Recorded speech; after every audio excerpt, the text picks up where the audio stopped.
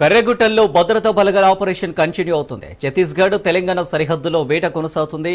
Black hills గా పేరుగాంచిన కర్రెగుట్టల్లో మావోయిస్టుల కోసం 9వ రోజు బలగాలు జల్లెడ పడుతున్నాయి. అటవీ ప్రాంతంలో ముమ్మరంగా కూంబింగ్ నిర్వహిస్తున్నాయి. అయితే అన్ని సరిహద్దు ప్రాంతాలను భద్రతా బలగాలు తమ ఆధీనంలోకి తెచ్చుకున్నట్లు తెలుస్తుంది.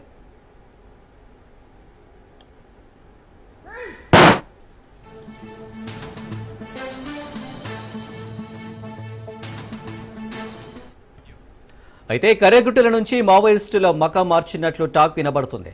దుర్గంగుట్టలోకి మావోయిస్టులు వెళ్లినట్లు సమాచారం. అయితే దుర్గంగుట్టలను భారీ గుహలు, చిత్తడి నేలలు ఉంటాయంటున్నారు ఆదివాసులు. దీంతో కర్రెగుట్టలోనే తాత్కాలికంగా బేస్ క్యాంపును ఏర్పాటు చేసుకున్నాయి బలగాలు. అంతేకాదు పదుల సంఖ్యలో సొరంగాలను గుర్తించిన బలగాలు రాత్రివేళ ఫ్లాష్ బాంబులతో దాడులు చేస్తున్నాయి.